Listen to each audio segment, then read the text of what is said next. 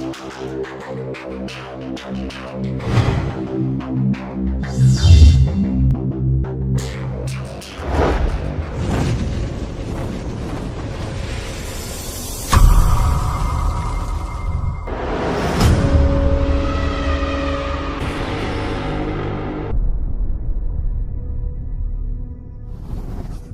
ವೀಕ್ಷಕರೇ, ಯೇಸು ಕ್ರಿಸ್ತರ ಪರಿಶುದ್ಧ ನಾಮದಲ್ಲಿ ಆಶ್ರಯ ಟಿವಿಯ ಮುಖಾಂತರ ನಿಮ್ಮನ್ನು ನಾವು ವಂದಿಸುತ್ತೇವೆ. ನಮ್ಮ ಮಧ್ಯದಲ್ಲಿ ಪಾಸ್ಟರ್ ಪೀಟರ್ ಕಾರ್ಡೋಸ್ ನಂಬಿಕೆಯ ವಿಷಯದಲ್ಲಿ ನಿಮ್ಮ ಸಂಗಡ ಮಾತನಾಡಲು ನಿಮ್ಮ ಮುಂದೆ ಇದ್ದಾರೆ. ನಂಬಿಕೆ ಇದ್ದರೆ ಏನು, ಯಾವ ರೀತಿಯಲ್ಲಿ ನಂಬಿಕೆಯಿಂದ ನಾವು ಮುಂದುವರಿಯಬೇಕು, ನಂಬಿಕೆ ನಾವು ಯಾರ ಮೇಲೆ ಇಡಬೇಕು, ನಮ್ಮ ನಂಬಿಕೆ ಯೇಸು ಸ್ವಾಮಿ ಹೇಳಿದ ಪ್ರಕಾರ ಸಾಸಿವೆ ಕಾಳಷ್ಟು ನಮ್ಮ ನಂಬಿಕೆ ಇದ್ದರೆ ನಾವು ಈ ಪ್ರಪಂಚದಲ್ಲಿ ಏನು ಮಾಡಲು ಸಾಧ್ಯ. ಈ ಪ್ರಪಂಚದಲ್ಲಿ ನಾವು ಜೀವಿಸಬೇಕಾದ್ರೆ ನಂಬಿಕೆಯಿಂದ ಹೆಜ್ಜೆ ಇಡಬೇಕೆಂಬ ಸಂದೇಶದೊಂದಿಗೆ ಅವರಿಗೆ ನಾವು ಸ್ವಾಗತ ಮಾಡ್ತೇವೆ. ಇವತ್ತು ನಾವು ನಂಬಿಕೆಯನ್ನು ಹೇಗೆ ಹೆಚ್ಚಿಸುವುದ ಬಗ್ಗೆ ನಾವು ನೋಡುವ ಲೂಕನು ಬರೆದ ಸುವಾರ್ತೆ 17ನೇ ಅಧ್ಯಾಯದಲ್ಲಿ 5 ಮತ್ತು 6ನೇ ವಾಕ್ಯ. ಅಪೊಸ್ತಲರು ಸ್ವಾಮಿಗೆ ನಮ್ಮ ನಂಬಿಕೆಯನ್ನು ಹೆಚ್ಚಿಸು ಎಂದು ಹೇಳಲು, ಸ್ವಾಮಿಯು ಸಾಸಿವೆ ಕಾಳಷ್ಟು ನಂಬಿಕೆ ನಿಮಗಿದ್ದರೆ ನೀವು ಈ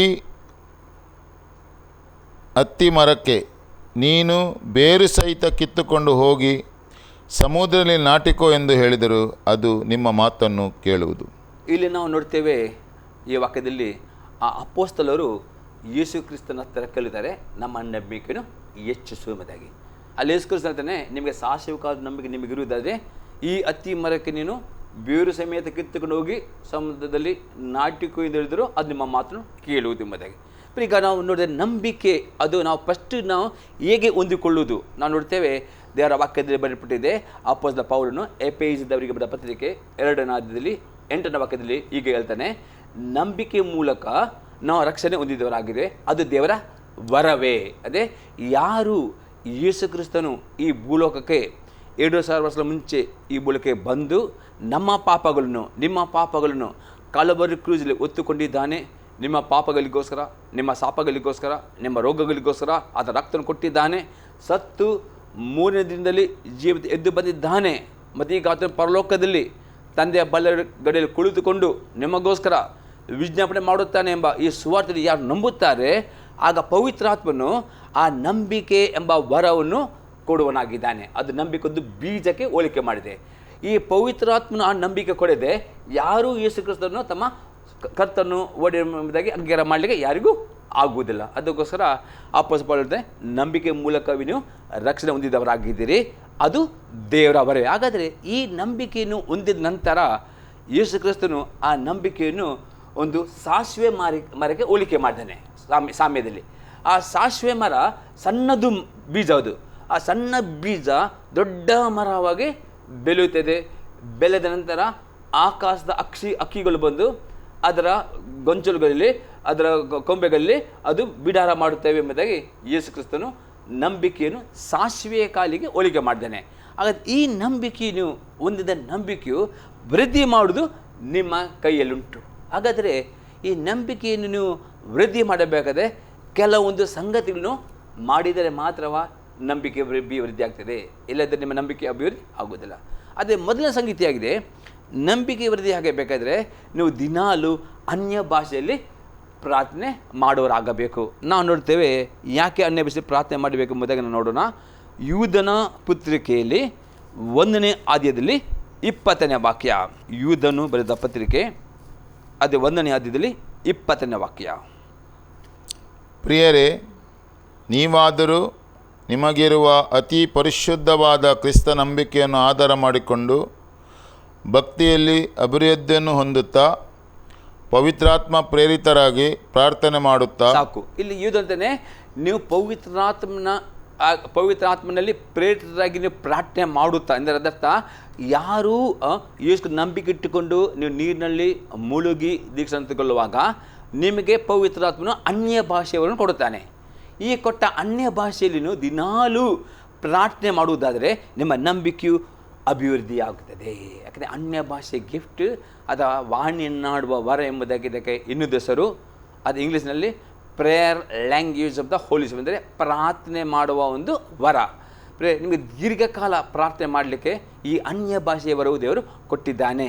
ಈ ಎಷ್ಟು ನೀವು ಅನ್ಯ ಭಾಷೆಯಲ್ಲಿ ನೀವು ಪ್ರಾರ್ಥನೆ ಮಾಡ್ತೀರೋ ಅಷ್ಟು ನಿಮ್ಮ ನಂಬಿಕೆಯು ಅಭಿವೃದ್ಧಿಯಾಗ್ತದೆ. ಅದಕ್ಕೆ ಅನ್ಯ ಭಾಷೆಯ ವರವನ್ನು ದಿನಾಲು 1 ಗಂಟೆಯೋ ಅಥವಾ 1 ಗಂಟೆಗಿಂತ ಹೆಚ್ಚಾಗಿ ನೀವು ಪ್ರಾರ್ಥನೆ ಮಾಡಲಿಕ್ಕೆ ನೀವು ಅಭ್ಯಾಸ ಮಾಡಿಕೊಂಡಿರಿ. ಪ್ರಾರ್ಥನೆ ಮಾಡಿದಷ್ಟು ನಿಮ್ಮ ನಂಬಿಕೆಯಲ್ಲಿ ನೀವು ಅಭಿವೃದ್ಧಿ ಆಗುತ್ತೀರಿ. ಅದಕ್ಕೆ ಒಂದು ವಾಕ್ಯ ನೋಡೋ ಪ್ರೇರೆ 1ನೇ ಕೊರಿಂಥದವರಿಗೆ ಬರೆದ ಪತ್ರಿಕೆ 14ನೇ ಅಧ್ಯಾಯದಲ್ಲಿ 4ನೇ ವಾಕ್ಯ. ಫಸ್ಟ್ ಕೊರಿಂಥಿಯನ್ ಚಾಪ್ಟರ್ 14 ವರ್ಸ್ 4ನಲ್ಲಿ ಫಸ್ಟ್ ಪಾರ್ಟ್ ಓದಿ. 1ನೇ ಕೊರಿಂಥದವರಿಗೆ ಬರೆದ ಪತ್ರಿಕೆ 14ನೇ ಅಧ್ಯಾಯದಲ್ಲಿ 4ನೇ ವಾಕ್ಯ. ತನಗೆ ಮಾತ್ರ ವಾಣಿಯನ್ನಾಡುವವನು ತನಗೆ ಮಾತ್ರ ಭಕ್ತಿ ಅಭಿವೃದ್ಧಿಯನ್ನುಂಟು ಮಾಡುತ್ತಾನೆ. ಸಾಕು, ಅಲ್ಲಿ ಅಪ್ಪೊಸ್ತಲ ವಾಣಿಯನ್ನಾಡುವವನು ತನಗೆ ಮಾತ್ರ ಭಕ್ತಿ ಅಭಿವೃದ್ಧಿಯುಂಟು ಮಾಡುತ್ತೆ. ಅಂದರೆ ವಾಣಿ ಎಂಬ ಈ ಅನ್ಯ ಭಾಷೆಯು ನೀವು ಮಾತನಾಡುವಾಗ ಇನ್ನೊಬ್ಬರಿಗೆ ಪ್ರಯೋಜನ ಇಲ್ಲ, ನಿಮಗೆ ಮಾತ್ರ ಅದು ಭಕ್ತಿ. ಇನ್ನೆಷ್ಟು ಅನ್ಯ ಭಾಷೆ ಪ್ರಾರ್ಥನೆ ಮಾಡಿದ್ರೆ ವೈಯಕ್ತಿಕ, ಅದು ಈ ಅನ್ಯ ಭಾಷೆ ಗಿಫ್ಟ್ ಪ್ರೇರೆ ವೈಯಕ್ತಿಕವಾಗಿ ನಿಮ್ಮ ಪ್ರಾರ್ಥನೆ ಜೀವನ ಉಪಯೋಗ ಮಾಡಿ. ಎಷ್ಟು ನೀವು ವೈಯಕ್ತಿಕವಾಗಿ ನೀವು ಅನ್ಯ ಭಾಷೆ ಪ್ರಾರ್ಥನೆ ಅಷ್ಟು ನಿಮ್ಮ ಭಕ್ತಿಯು ನಿಮ್ಮ ನಂಬಿಕೆ ಇದು ಅಭಿವೃದ್ಧಿ ಮಾಡುತ್ತದೆ. ಒಂದು ನಿಮಗೆ ಅನ್ಯ ಭಾಷೆಯ ಗಿಫ್ಟ್ ಇಲ್ಲ ಪ್ರೇರೆ, ನೀವು ಪವಿತ್ರಾತ್ಮನ ಬೇಡಿಕೊಳ್ಳಿರಿ, ಪವಿತ್ರಾತ್ಮನೆ ಆ ಅನ್ಯ ಭಾಷೆಯ ವರವನ್ನು ಕೊಡು ಎಂಬುದೇ ದೇವರು ಕೊಡುತ್ತಾನೆ. ಮತ್ತು ನೀರಿನಲ್ಲಿ ಮುಳುಗಿ ದೀಕ್ಷಾನ ತೆಗೆದುಕೊಳ್ಳದಿದ್ದರೆ, ನೀರಿನಲ್ಲಿ ಮುಳುಗಿ ದೀಕ್ಷಾನ ತೆಗೆದುಕೊಳ್ಳುವುದಾದರೆ ಮಾತ್ರವೇ ಈ ಅನ್ಯ ಭಾಷೆಯ ವರ ನಿಮಗೆ ಸಿಗ್ತದೆ. ಯಾಕಂದರೆ ಅಪೊಸ್ತಲರ ಕೃತ್ಯ 2ನೇ ಅಧ್ಯಾಯದಲ್ಲಿ 38ನೇ ಮತ್ತು 39ನೇ ವಾಕ್ಯದಲ್ಲಿ ಪೇತ್ರನು ಹೇಳ್ತಾನೆ. ಅಪೊಸ್ತಲರ ಕೃತ್ಯ 2ನೇ ಅಧ್ಯಾಯದಲ್ಲಿ 38 ಮತ್ತು 39ನೇ ವಾಕ್ಯ. ಪೇತ್ರನವರಿಗೆ, ನಿಮ್ಮ ಪಾಪಗಳು ಪರಿಹಾರವಾಗುವುದಕ್ಕಾಗಿ ನಿಮ್ಮಲ್ಲಿ ಪ್ರತಿಯೊಬ್ಬರೂ ದೇವರ ಕಡೆಗೆ ತಿರುಗಿಕೊಂಡು ಯೇಸುಕ್ರಿಸ್ತನ ಹೆಸರಿನ ಮೇಲೆ ದೀಕ್ಷಾಸ್ನಾನ ಮಾಡಿಸಿಕೊಳ್ಳಿರಿ. ಆಗ ನೀವು ಪವಿತ್ರಾತ್ಮ ದಾನವನ್ನು ಹೊಂದುವಿರಿ. ಆ ವಾಗ್ದಾನವು ನಿಮಗೂ ನಿಮ್ಮ ಮಕ್ಕಳಿಗೂ ದೂರವಾಗಿರುವ ಎಲ್ಲರಿಗೂ, ಅಂತೂ ನಮ್ಮ ದೇವರಾಗಿರುವ ಕರ್ತನು ತನ್ನ ಕಡೆಗೆ ಕರೆಯುವವರೆಲ್ಲರಿಗೆ ಮಾಡೋಣವಾಗಿದೆ ಎಂದು ಹೇಳಿದನು. ನೋಡಿ, ಇಲ್ಲಿ ಪೇತ್ರ ಅತಿ ಸ್ಪಷ್ಟ ಹೇಳ್ತಾನೆ, ಯಾರ್ಯಾರು ದೇವರ ಕಡೆಗೆ ತಿರುಗಿಕೊಂಡು ಯೇಸು ಕ್ರಿಸ್ತನ ಹೆಸರಿನಲ್ಲಿ ತಂದೆಯ ಮಗ ಪವಿತ್ರಾತ್ಮನ ಹೆಸರಿನಲ್ಲಿ ದೀಕ್ಷಾನ ತಗೊಳ್ಳುತ್ತಾರೋ ಅವರಿಗೆ ಪವಿತ್ರಾತ್ಮನ ದಾನ ಕೊಡ್ತಾರೆ. ಅದು ಅನ್ಯ ಭಾಷೆಯಾಗಿದೆ. ಈ ಅನ್ಯ ಭಾಷೆ ನೀವು ಕೊಟ್ಟದ್ದು ಅದು ನೀವು ಖಾಲಿ ಆ ದಿನ ಮಾತ್ರ ಉಪಯೋಗ ಮಾಡಲಿಕ್ಕಲ್ಲ, ಪ್ರತಿದಿನವೂ 1 ಗಂಟೆ ಆದರೂ ಅದಕ್ಕಿಂತ ಜಾಸ್ತಿ ನೀವು ಅನ್ಯ ಭಾಷೆ ಪ್ರಾರ್ಥನೆ ಮಾಡೋ ನಿಮ್ಮ ಭಕ್ತಿಯು ಅದು ನಿಮ್ಮ ನಂಬಿಕೆ ಅಭಿವೃದ್ಧಿ ಆಗುತ್ತದೆ. ಹೀಗೆ 2ನೇ ಸಂಗತಿ ನೋಡ್ತೇವೆ, ನಿಮ್ಮ ನಂಬಿಕೆ ಅಭಿವೃದ್ಧಿ ಆಗಬೇಕಾದ್ರೆ ದಿನಾಲು ದೇವರ ವಾಕ್ಯಗಳನ್ನು ಧ್ಯಾನ ಮಾಡಬೇಕು. ಎಷ್ಟು ನೀವು ವಾಕ್ಯವನ್ನು ಧ್ಯಾನ ಮಾಡ್ತೀರೋ ಆ ವಾಕ್ಯದ ಆಧಾರದ ಮೇರೆಗೆ ಪವಿತ್ರಾತ್ಮನು ಆ ವಾಕ್ಯವನ್ನು ನಿಮಗೆ ನೆನಪಿಗೆ ತರ್ತಾನೆ. ವಾಕ್ಯವು ಪವಿತ್ರಾತ್ಮನು ನಿಮಗೆ ನೆನಪಿಗೆ ತರುವಾಗ ನಿಮಗೆ ಆ ನಂಬಿಕೆ ಬರ್ತದೆ. ನಾವು ಅದಕ್ಕೆ ವಾಕ್ಯ ನೋಡುವ ಕೊಲೊಸೆಯವರಿಗೆ ಬರೆದ ಪತ್ರಿಕೆ 3ನೇ ಅಧ್ಯಾಯದಲ್ಲಿ 16ನೇ ವಾಕ್ಯ. ಕೊಲೊಸಿಯನ್ಸ್ ಚಾಪ್ಟರ್ 3 ವರ್ಸ್ 16. ಕ್ರಿಸ್ತನ ವಾಕ್ಯವು ನಿಮ್ಮಲ್ಲಿ ಸಮೃದ್ಧಿಯಾಗಿ ವಾಸಿಸಲಿ. ಇಲ್ಲ, ಕ್ರಿಸ್ತನ ವಾಕ್ಯ ಅಂದರೆ ಎಷ್ಟು ಈ ಹೊಸ ಉಂಡುಬಿಡಿಕೆ ಕ್ರಿಸ್ತನ ವಾಕ್ಯ, ಎಷ್ಟು ದೇವರ ವಾಕ್ಯವನ್ನು ಅಲ್ಲುಂಡುಬಿಡಿಕೆ ಹೊಸ ಎಲ್ಲ ದೇವರ ವಾಕ್ಯಗಳನ್ನು ಎಷ್ಟು ನೀವು ಓದಿರ್ತೀರೋ, ಎಷ್ಟು ಧ್ಯಾನ ಮಾಡ್ತೀರೋ ಅಷ್ಟು ವಾಕ್ಯ ನಿಮ್ಮ ಮನಸ್ಸಿನಲ್ಲಿ ನಿಮ್ಮ ಆತ್ಮಲ್ಲಿ ಸಮೃದ್ಧಿಯಾಗಿ ತುಂಬಬೇಕು. ಈಗ ಪವಿತ್ರ ನೋಡಿ, ಈಗ ಈ ವಾಕ್ಯಕ್ಕೆ ಇಂಗ್ಲೀಷಲ್ಲಿ ಲೋಗೋಸ್ ಹೇಳ್ತಾರೆ. ಇದು ಲೋಗೋಸ್. ಎಷ್ಟು ನೀವು ಓದಿತೀರೋ ಆ ಲೋಗೋಸ್ ಎಂಬ ವಾಕ್ಯವು ನಿಮ್ಮ ಆತ್ಮದಲ್ಲಿ ಅಥವಾ ಮನಸ್ಸಲ್ಲಿ ತುಂಬಬೇಕು. ಈಗ ಪವಿತ್ರಾತ್ಮನು ಈ ನಿಮ್ಮ ಎಷ್ಟು ಪ್ರಮಾಣದಲ್ಲಿ ವಾಕ್ಯವನ್ನು ತುಂಬಿಸಿದ ಆ ಪ್ರಮಾಣದ ಮೇರೆಗೆ ಪವಿತ್ರ ವಾಕ್ಯ ನಿಮಗೆ ನೆನಪಿಗೆ ತರ್ತಾನೆ. ಅದು ರೇಮ, ಅದರಲ್ಲಿ ನಂಬಿಕೆಯು ಬರುತ್ತದೆ. ನಾವು ನೋಡುವ ಹೇಗೆ ಅದು ರೇಮ ಬರುತ್ತೆ ಎಂಬುದಾಗಿ ಫಸ್ಟ್ ನೋಡುವ ಯೋನ ಬರೆದ ಸುವಾರ್ತೆ 14ನೇ ಅಧ್ಯಾಯದಲ್ಲಿ 26ನೇ ವಾಕ್ಯ ನೋಡಿ ಪ್ರೇರೆ. John gospel chapter 14 verse 26. ಆದರೆ ಸಹಾಯಕನು, ಅಂದರೆ ನನ್ನ ಹೆಸರಿನಲ್ಲಿ ತಂದೆಯು ಕಳಿಸಿಕೊಡುವ ಪವಿತ್ರಾತ್ಮನೇ ನಿಮಗೆ ಎಲ್ಲವನ್ನು ಉಪದೇಶಿಸಿ ನಾನು ನಿಮಗೆ ಹೇಳಿದ್ದನ್ನೆಲ್ಲ ನಿಮ್ಮ ನೆನಪಿಗೆ ತರುವನು. ಅಲ್ಲಿ ನಿಮ್ಮ ನೆನಪಿಗೆ ತರುವನು. ಈಗ ಪವಿತ್ರಾತ್ಮನು ಎಷ್ಟು ನೀವು ವಾಕ್ಯದಿಂದ ಓದಿತೀರೋ ಅಥವಾ ಧ್ಯಾನಿಸ್ತೀರೋ ಅಥವಾ ಕೇಳುತ್ತೀರೋ, ಪವಿತ್ರಾತ್ಮನ ಮಾಡ್ತಾರೆ ನಿಮಗೆ ಸಹಾಯಕನಾಗಿದೆ. ಆತನು ನಿಮಗೆ ಅಗತ್ಯ ತಕ್ಕ ಹಾಗೆ ನಿಮಗೆ ಆ ವಾಕ್ಯ ನೆನಪಿಗೆ ತರುತ್ತದೆ. ಆ ನೆನಪಿಗೆ ತರುವಾಗ ಅದು ವಾಕ್ಯ ನಿಮ್ಮ ಆತ್ಮದ ಕಿವಿಯಲ್ಲಿ ಕೇಳಲ್ಪಡುತ್ತದೆ.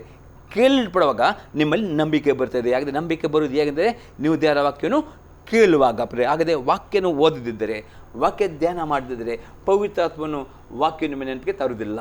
ಎಷ್ಟು ವಾಕ್ಯ ಓದಿದ್ರು ಅದರ ಬಲದಿಂದ ಪವಿತ್ರಾತ್ಮನು ವಾಕ್ಯ ನಿಮ್ಮ ನೆನಪಿಗೆ ತರುವಾಗ ಅದಕ್ಕೆ ರೇಮ, ಅದು ಅಲ್ಲಿ ನಂಬಿಕೆ ಬರುತ್ತದೆ. ನಾವು ಅದು ಇನ್ನೊಂದು ವಾಕ್ಯ ನೋಡ್ತಾ ಇದಕ್ಕೆ ರೋಮಾಪುರದವರಿಗೆ ಬರೆದ ಪತ್ರಿಕೆ 10ನೇ ಅಧ್ಯಾಯದಲ್ಲಿ 17ನೇ ವಾಕ್ಯ, ರೋಮನ್ಸ್ ಚಾಪ್ಟರ್ 10:17.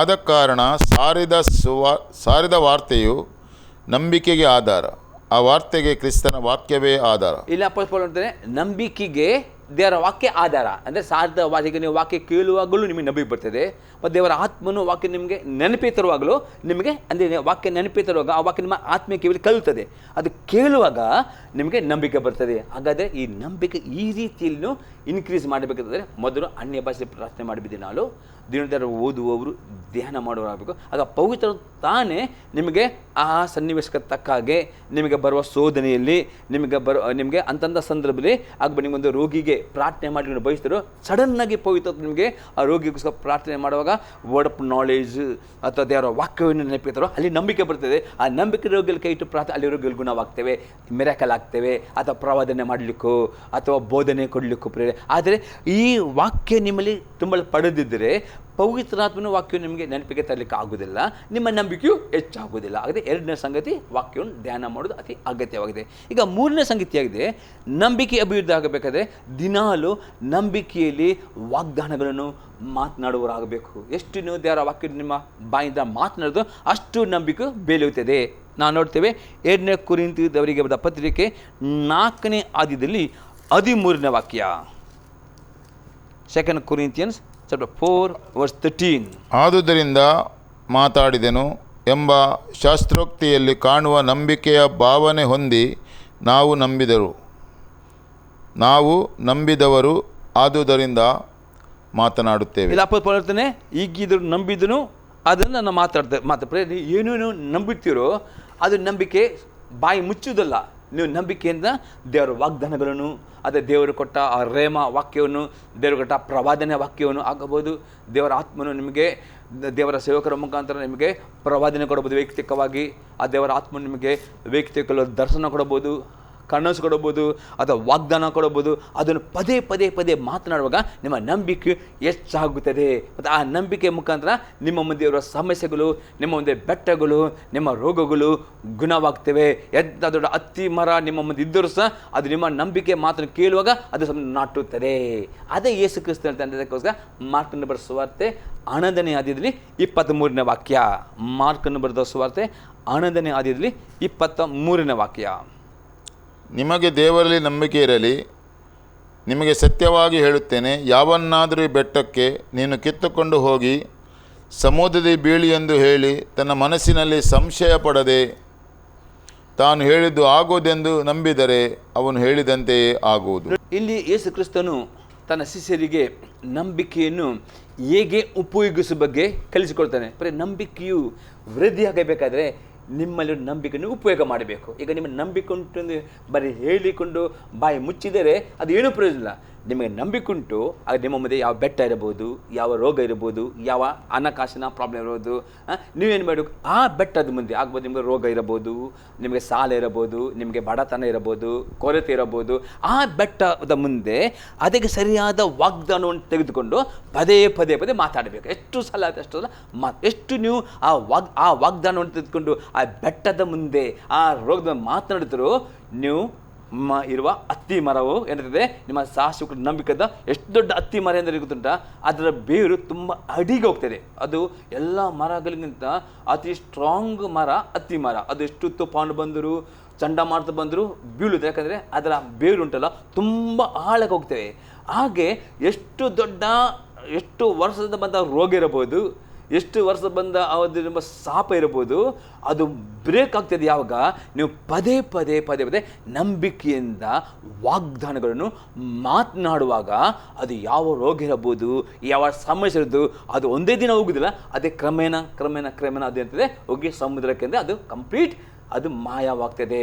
ಅದು ಸಂಪೂರ್ಣ ನಿಮಗೆ ಬಿಡುಗಡೆ ಬಂದರೆ ಬರ್ತದೆ. ಈ ರೀತಿ ನಿಮ್ಮ ವೈಯಕ್ತಿಕವಾದ ನಂಬಿಕೆ ನೀವು ಮಾತನಾಡೋದ್ರ ಮುಖಾಂತರ ಹೆಚ್ಚಿಸುವವರು ಆಗಬೇಕು. ಇದಕ್ಕೊಂದು ಎಕ್ಸಾಂಪಲ್ ಹೇಳ್ತೇನೆ ಪ್ರೇರೆ, ತುಂಬ ಎಕ್ಸಾಂಪಲ್ ಉಂಟು.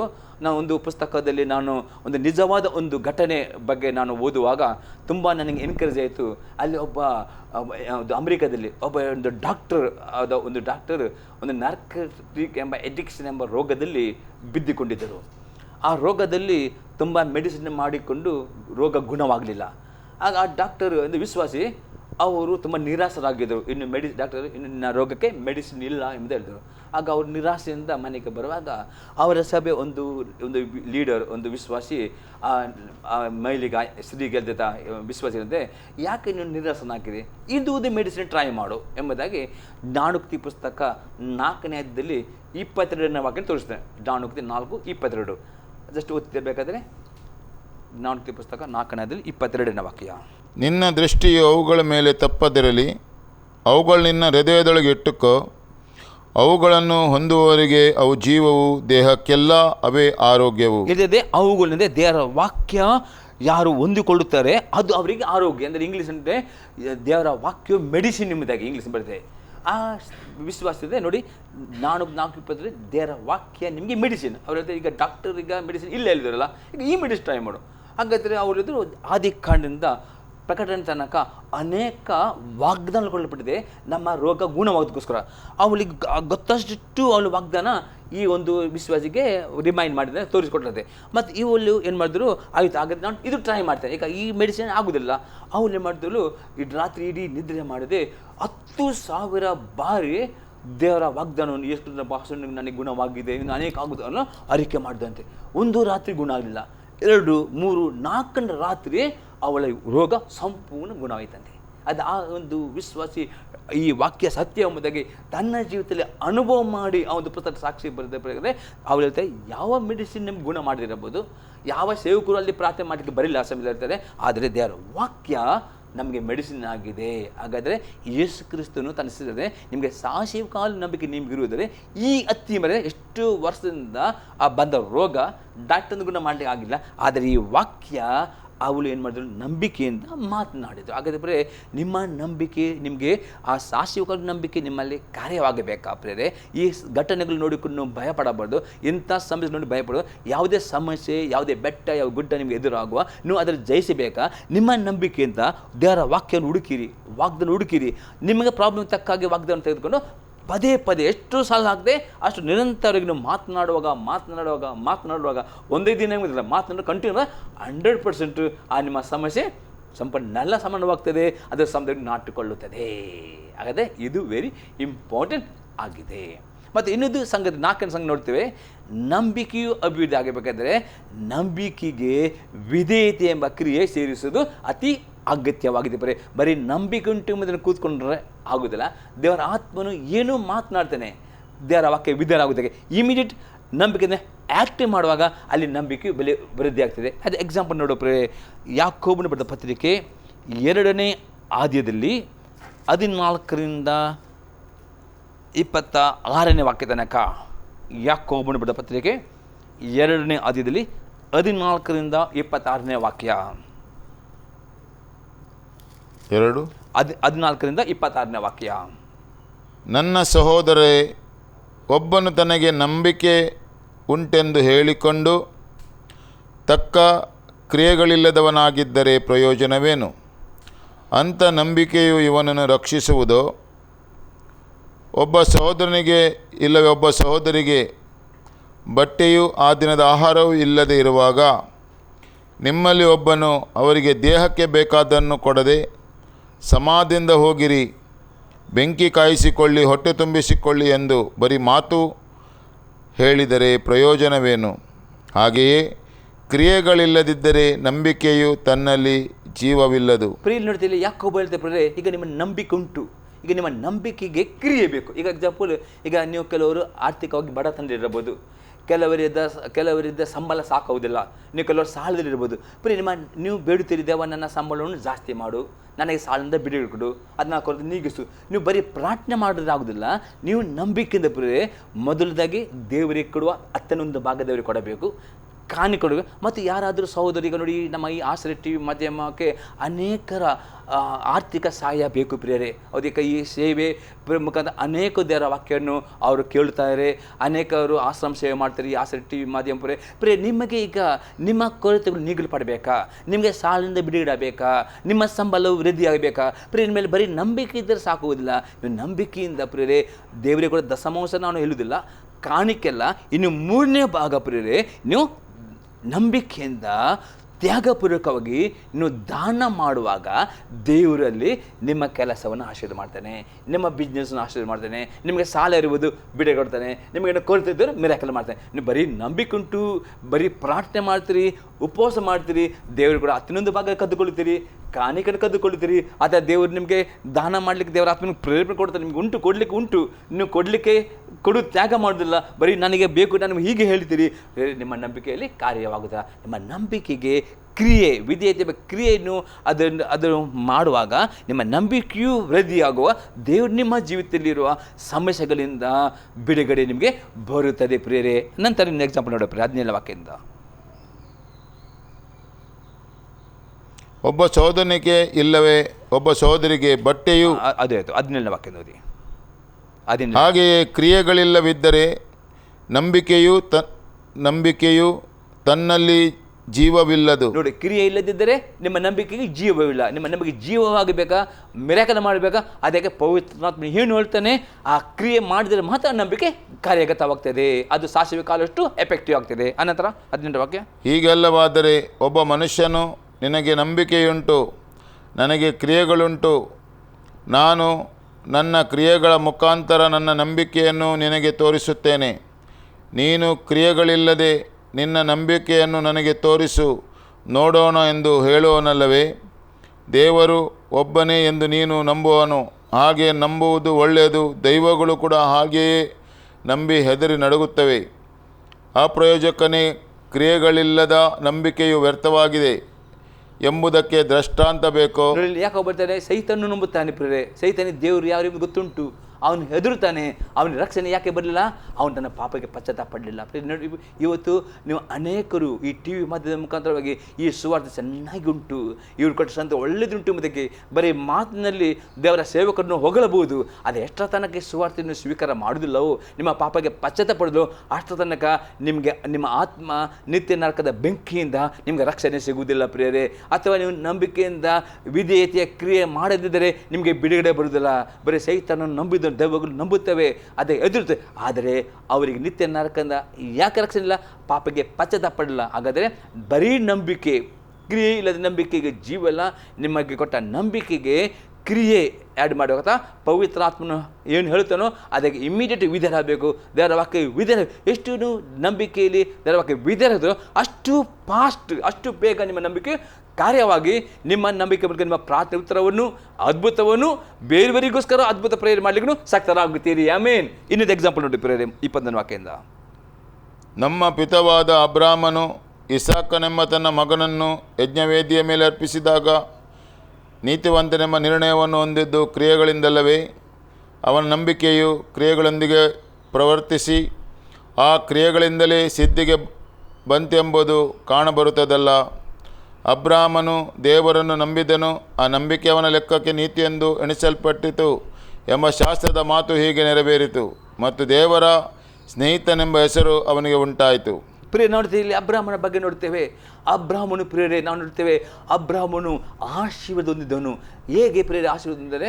ಕಾರಣ ಅವನು ಬರೀ ನಂಬಲಿಲ್ಲ, ಪ್ರತಿಯೊಂದು ಹೆಜ್ಜೆಯಲ್ಲಿ ಅದು ವಿಧೇಯನಾದನು. ನಾವು ನೋಡ್ತೇವೆ ಆದಿಕಾಂಡ ಪುಸ್ತಕ 12ನೇ ಅಧ್ಯಾಯದಲ್ಲಿ ನೋಡುವುದಾದರೆ ದೇವರು ಅಬ್ರಾಹ್ಮನಿಗೆ ಫಸ್ಟ್ ಹೇಳ್ತಾನೆ, ನಿನ್ನ ಸ್ವದೇಶವನ್ನು, ನಿನ್ನ ಬಂಧು ಬಲಗವನ್ನು, ನಿನ್ನ ತಾಯಿ ತಂದನ್ನು ಬಿಟ್ಟು ನಾನು ತೋರಿಸಿದ ದೇಶಕ್ಕೆ ಹೊರಟು ಹೋಗು ಎಂದು ಹೇಳುವಾಗ ಅಬ್ರಾಹ್ಮನು ನಂಬಿಕೆಯಿಂದ ದೇವರ ಮಾತಿಗೆ ವಿಧೇಯನಾಗಿಕೊಂಡು ತನ್ನ ಸ್ವದೇಶವನ್ನು, ತನ್ನ ಬಂಧು ಬಲಗವನ್ನು, ತನ್ನ ತಂದೆ ತಾಯಿ ಮನೆಯನ್ನು ಹೊರಟು ಬರ್ತಾನೆ. ಯಾಕಂದರೆ ಅವರು ವಿಗ್ರಹ ಆರಾಧಕರಾಗಿದ್ದರು. ಅವನು ಪರಿಪೂರ್ಣ ವಿಗ್ರಹ ಆರಾಧನೆಯಿಂದ ತನ್ನನ್ನು ಪ್ರತ್ಯೇಕಿಸಿಕೊಂಡನು. ಅದಕ್ಕೋಸ್ಕರ ದೇವರ ಅಬ್ರಾಹ್ಮನ ಆಶೀರ್ವಾದ ಮಾಡಿದನು. ಮತ್ತು 2ನೇ ಸಂಗತಿ ನೋಡ್ತೇವೆ, ಅಬ್ರಾಹ್ಮನು ಬರುವಾಗ ತನ್ನ ತಮ್ಮನ ಮಗನಾದ ಲೋಟನ್ನು ಕರೆದುಕೊಂಡು ಬಂದನು. ಆ ಲೋಟನು ಮತ್ತು ಅವರ ದನ ಕಾಯುವವರಿಗೂ ದನ ಕಾಯುವವರಿಗೆ ಜಗಳ ಹಾಕಿತ್ತು. ಆಗ ಅಬ್ರಾಹ್ಮನು ನಂಬಿಕೆಯಿಂದ ಆ ಲೋಟನಿಂದ, ನಿಮಗೆ ಮತ್ತು ನಮಗೆ ಜಗಳ ಬೇಡ, ನೀವು ಬೇರೆ ಕಡೆ ಹೋಗಿ ನಾವು ಬೇರೆ, ಹೀಗೆ ಅವನು ತನ್ನಲ್ಲಿ ಆ ಲೋಟನನ್ನು ಪ್ರತ್ಯೇಕಪಡಿಸಿದನು. ಪ್ರೇರೆ ಮೂರನೇದಾಗಿ ಪುನಃ ದೇವರ ಆತ್ಮನು ಅವನಿಗೆ ಅವನು ಪ್ರಾರ್ಥನೆ ಮಾಡ್ತಾನು, ದೇವ ನನಗೆ ಒಬ್ಬ ಮಗನನ್ನು ಕೊಡಬೇಕು ಎಂಬುದಾಗಿ. 25 ವರ್ಷ ಅವನು ಕಾದಿದನು ಪ್ರೇರೆ. ದೇವರು ಅವನಿಗೆ 75 ವರ್ಷ ಪ್ರಾಯದಲ್ಲಿ ಯಾಗ ಅವನು ತನ್ನ ತಂದೆಯ ಮನೆಯನ್ನು ಬಿಟ್ಟು ಹೊರಗೆ ಬರ್ತಾನೋ, ಆಗ ದೇವರು ಕನಸಿನಲ್ಲಿ ಮಾತನಾಡಿದನು, ಅಬ್ರಾಹ್ಮಣೇ, ನಾನು ನಿನಗೆ ಅತ್ಯಧಿಕ ಬಹುಮಾನ ಕೊಡುತ್ತೇನೆ, ನಾನು ನಿನಗೆ ಒಬ್ಬ ಮಗನನ್ನು ಕೊಡುತ್ತೇನೆ ಎಂಬುದಾಗಿ ಆ ವಾಗ್ದಾನ ಕೊಟ್ಟ ನಂತರ 24 ವರ್ಷ ಕಳೆಯಿತು ಪ್ರೇರೆ. ಅವನಿಗೆ ಯಾವುದೇ ಉತ್ತರ ಬರಲ್ಲ. ಆದರೆ 24 ವರ್ಷ ಕಲಿಯೋದೇ 99 ವರ್ಷ ಪ್ರಾಯ ಆಗುವಾಗ ದೇವರು ಅಬ್ರಾಹ್ಮನ ಹೇಳ್ತಾನೆ, ನಾನು ಸರ್ವಶಕ್ತನ ದೇವರು ನಾನು ಆಗಿದ್ದೇನೆ, ನನ್ನ ಮುಂದೆ ನಡೆಕೊಂಡು ದೋಷವಿಲ್ಲದವನಾಗಿರು, ನೀನು ಸುನ್ನತಿ ಮಾಡಬೇಕು, ನಿನ್ನ ಮನೇಲಿ ಹುಟ್ಟಿದವರೆಲ್ಲ ಸುನ್ನತಿ ಮಾಡಬೇಕು.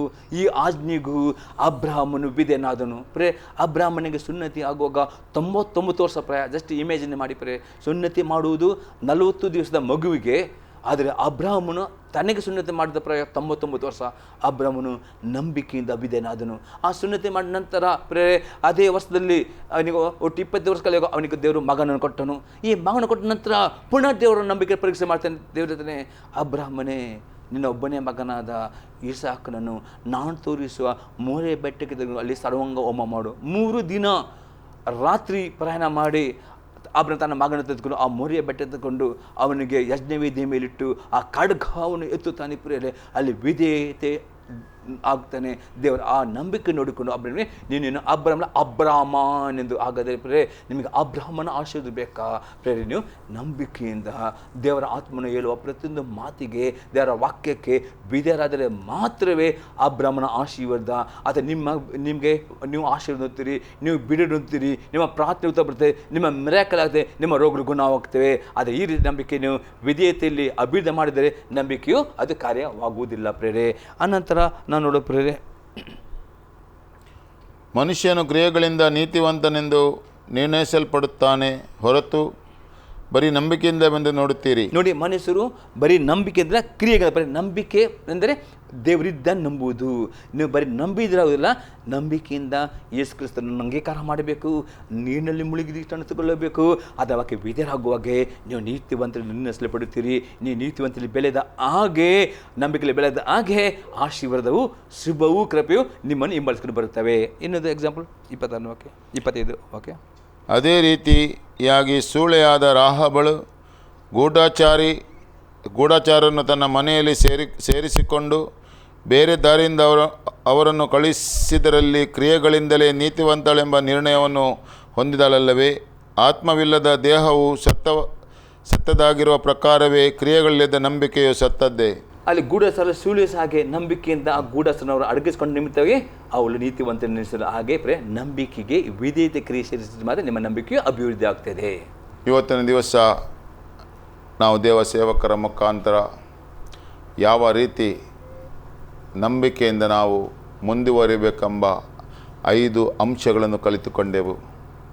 ಅದೇ ರೀತಿಯಲ್ಲಿ ಹೇಳಿದ ಮಾತುಗಳು ನಮ್ಮ ಜೀವಿತದಲ್ಲಿ ನಂಬಿಕೆಯನ್ನು ಹುಟ್ಟಿಸಲಿ, ನಂಬಿಕೆಯಿಂದ ಮುಂದುವರಿಯಲು ದೇವರು ನಮಗೆ ಕೃಪೆ ಕೊಡಲಿ ಎಂದು ನಾವು ಪ್ರಾರ್ಥಿಸುವ. ನಾವೆಲ್ಲರೂ ನಮ್ಮ ಕಣ್ಣುಗಳನ್ನು ಮುಚ್ಚಿ ತಲೆಯನ್ನು ಬಾಗಿಕೊಂಡು, ಪ್ರೀತಿ ಸ್ವರೂಪನಾದ ದೇವರೇ,